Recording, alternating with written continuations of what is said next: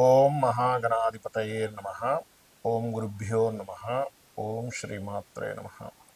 పరమేశ్వర స్వరూపమైనటువంటి జ్యోతిష, వాస్తు మరియు ఇతర అనేకమైనటువంటి శాస్త్రములను మనకు అందించినటువంటి మహర్షులకి నమస్కారం. హయగ్రీవ హయగ్రీవ హయగ్రీవేతి యోవధేత్ తస్య నిస్సరతే వాణి జన్మకన్యా ప్రవాహవత్ అరుణాం కరుణాతరంగితాక్షీం ధృతపాశాంకుశపుష్పబాణచాపాం అనిమాదిభిరావృతాం మయూకైః అహమిత్యేవ విభావయే భవానీ. శ్రీమాత్రే నమ. ప్రేక్షకులకి లలితాంబిక అమ్మవారి యొక్క అనుగ్రహం పరిపూర్ణంగా కలగాలని మనస్ఫూర్తిగా కోరుకుంటూ, నన్ను చాలామంది అడుగుతున్నటువంటి ప్రశ్న ఏమిటంటే, ఏమండి కనీసం ఈ విశ్వవసు నామ సంవత్సరంలో అయినా సరే మేము ఫైనాన్షియల్గా ఎదగాలంటే ఒక్క టెక్నిక్ చెప్పండి కనీసం మా లగ్నం లేదా మా రాశి వారికి, ఎందుకంటే అన్నిటికీ కూడా ధనం మూలం ఇదం జగత్ కాబట్టి అని అంటూ ఉన్నారు. అయితే నేను ఇందులో ఆదాయం ఒకటే కాదు, అంటే మనకి ఆరోగ్యము, రుణరోగ శత్రు బాధలు కూడా తగ్గడానికి ఏమిటి, అదేవిధంగా ఫైనాన్షియల్గా పెరగడానికి ఏమిటి అనే విషయాలు నేను మీకు చెప్తాను. అయితే ఈ విషయాలు చెప్తుంది నేనైనప్పటికీ కూడా చెప్పిస్తుంది సాక్షాత్ లలిత అమ్మవారిగా భావిస్తూ ఒక్కొక్క లగ్నం గురించి తెలుసుకుందాం. తులాలగ్నం వారికి ఈ విశ్వవసు నామ సంవత్సరంలో ప్రధానంగా సహజంగానే ఈ తులాలగ్నం వాళ్ళకి ఉండేటువంటి లక్షణం ఏమిటంటే, చూడ్డానికి శుక్రుడికి అధిపతి లుక్ వైజ్గా బాగుంటారు తులాలగ్నం వారు. అదేవిధంగా అంటే నల్లగా ఉన్న తెల్లగా ఉన్న ఒక ఆకర్షణ ఉంటుంది వాళ్ళలో. రెండవది, ఇక్కడ ధనాన్ని ఇచ్చే వాళ్ళు ఎవరు అనేది తీసుకోవాలి. కుజుడు ధనాధిపతి వీరికి. అంటే కుజుడు మరి భూములకు కారకుడు కదండి. తులాలగ్నం వాళ్ళందరూ భూముల మీదే వాళ్ళ లైఫ్ వెళ్తుందా అంటే, ఇక్కడ మీరు అర్థం చేసుకోవాల్సింది ఆ యొక్క కుజుడు ఎక్కడున్నాడు, ఎలా ఉన్నాడు. సహజంగానే ఇప్పుడు మనకి విశ్వవసునామ సంవత్సరంలో మొదటి 3 నెలలు కొంత నీచంలోకి వెళ్ళడం, పాపగ్రహాలతో చూడబడడం, ఇటువంటివన్నీ ఉన్నాయి కాబట్టి మొదటి 3 నెలలు కొంచెం ఫైనాన్స్ ఎవరికైనా ఇవ్వడం, అప్పు ఇవ్వడం, తీసుకునేటువంటి అంశాలలో జాగ్రత్త పడాలి, గుర్తుపెట్టుకోండి. అలాగే మరొక విషయం ఏంటంటే, ఇక్కడ ఈ తులాలగ్నం వారికి మరి ప్రతి లగ్నానికి పర్టికులర్గా కొన్ని నామాలు ఉంటాయి. అవి బీజాక్షరాలు కావు, కానీ బీజాక్షరాలు ఇచ్చేంత ఫలితాన్ని ఇస్తుంటుంది ఫైనాన్షియల్గా.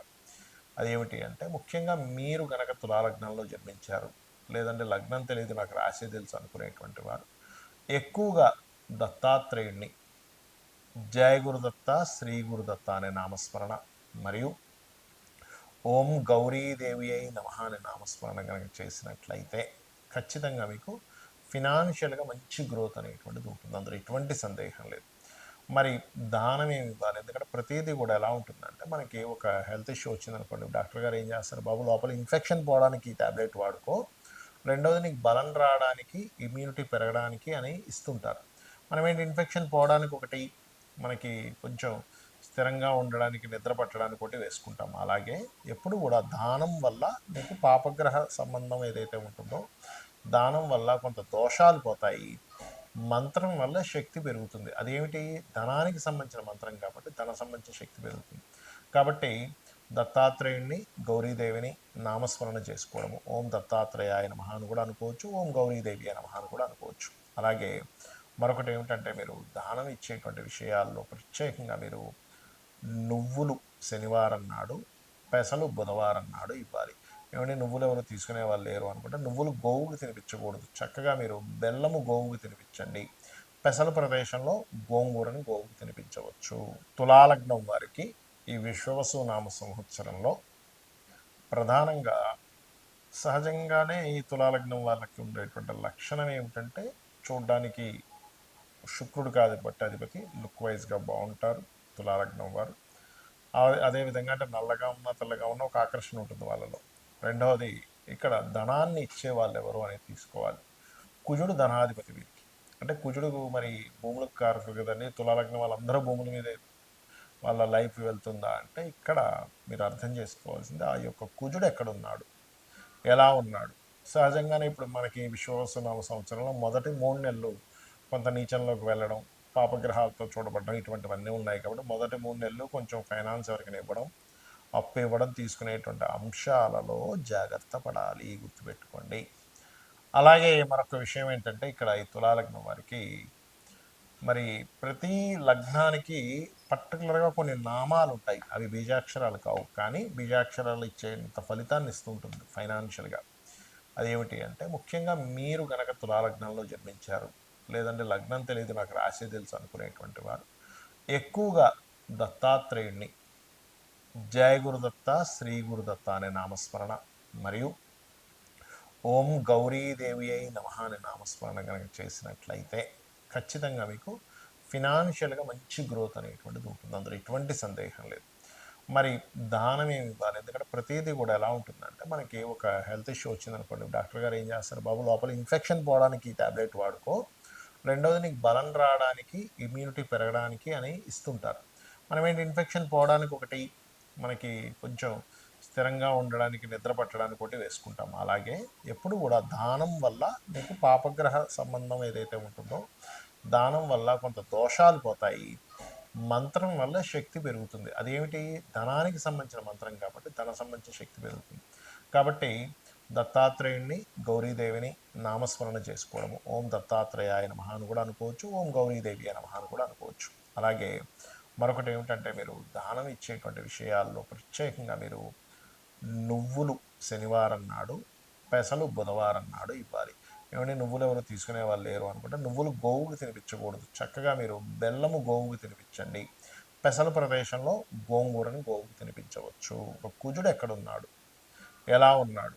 సహజంగానే ఇప్పుడు మనకి విశ్వావసునామ సంవత్సరంలో మొదటి 3 నెలలు కొంత నీచంలోకి వెళ్ళడం, పాపగ్రహాలతో చూడబడడం ఇటువంటివన్నీ ఉన్నాయి కాబట్టి మొదటి 3 నెలలు కొంచెం ఫైనాన్స్ ఎవరికైనా ఇవ్వడం, అప్పు ఇవ్వడం తీసుకునేటువంటి అంశాలలో జాగ్రత్త పడాలి, గుర్తుపెట్టుకోండి. అలాగే మరొక విషయం ఏంటంటే, ఇక్కడ ఈ తులాలగ్నం వారికి మరి ప్రతి లగ్నానికి పర్టికులర్గా కొన్ని నామాలు ఉంటాయి. అవి బీజాక్షరాలు కావు. కానీ బీజాక్షరాలు ఇచ్చేంత ఫలితాన్ని ఇస్తూ ఉంటుంది ఫైనాన్షియల్‌గా. అదేమిటి అంటే ముఖ్యంగా మీరు గనక తులాలగ్నంలో జన్మించారు.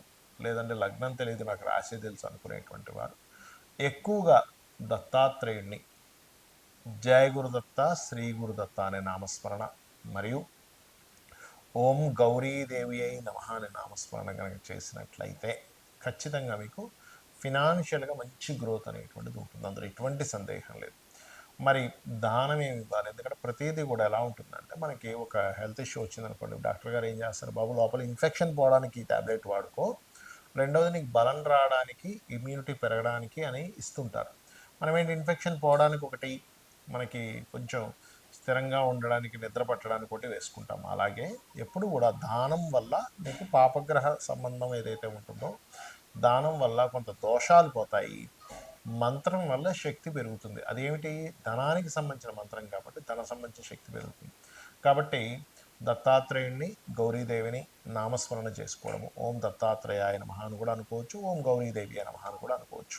అలాగే మరొకటి ఏమిటంటే, మీరు దానం ఇచ్చేటువంటి విషయాల్లో ప్రత్యేకంగా మీరు నువ్వులు శనివారం నాడు, పెసలు బుధవారం నాడు ఇవ్వాలి.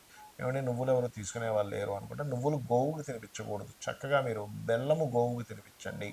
పెసల ప్రదేశంలో గోంగూరని గోవుకు తినిపించవచ్చు.